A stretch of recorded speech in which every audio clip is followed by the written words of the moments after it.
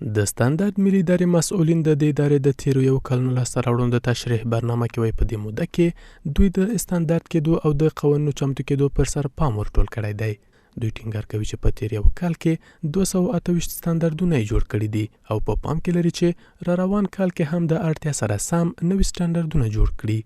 او لکه څنګه چې ستاندردونه نه یوازې د سیاست او اقتصاد بلکې د ټولنیز ثبات تضمین هم کوي او د ټولنې هر فرد په جلا جلا توګه په مستقیم یا غیر مستقیم ډول تر پوښښ لاندې نیسي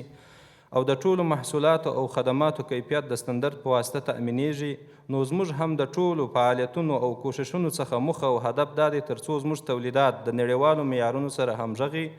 د هیواد داخلي تولیدات ته نړیوال بازارونه پیدا او تجارت وده وکړي او د ثبات خواته ولاړ شي. د همګړۍ په هیواد کې له رایشي موادو نیولې تر کرنیزو او دانیزو موادو څخه په 12 برخو کې 980 ستاندردونه شتون لري. دغه ادارې په هیواد کې د اړتیا وړ ستاندردونو تدوین په موخه د نړۍ معتبرو سازمانونو او بیلابیلو هیوادونو لخوا 120 تخنیکي ستاندردونه ترلاسه کړي دي. ستاندرد ملي اداره هوډ لري چې ملي ستاندردونه په تولیدي فابریکو باندې تطبیق کړي تر څو وطني تولیداتو کیفیت ښه شي او همدارنګه نړیوال بازارونو کې وطني تولیداتو د خرڅلاو لپاره سوداګرو ته لار پرانیستل شي. په مجموع کې د ستاندرد ملي ادارې لخوا 980 ستاندردونه په مختلفو برخو کې تصویب او مرئي الاجرا دي.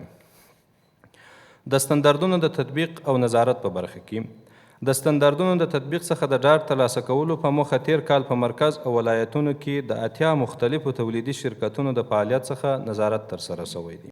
مسؤلین وایي په هیواد کې دننه له 80 تولیدي کارخونو څخه د څارنې تر څنګ په تیر یو کال کې د وارداتي څه باندې 83,000 جوپې د دې ادارې تر دستګاو لاندې راغلي چې له ډلې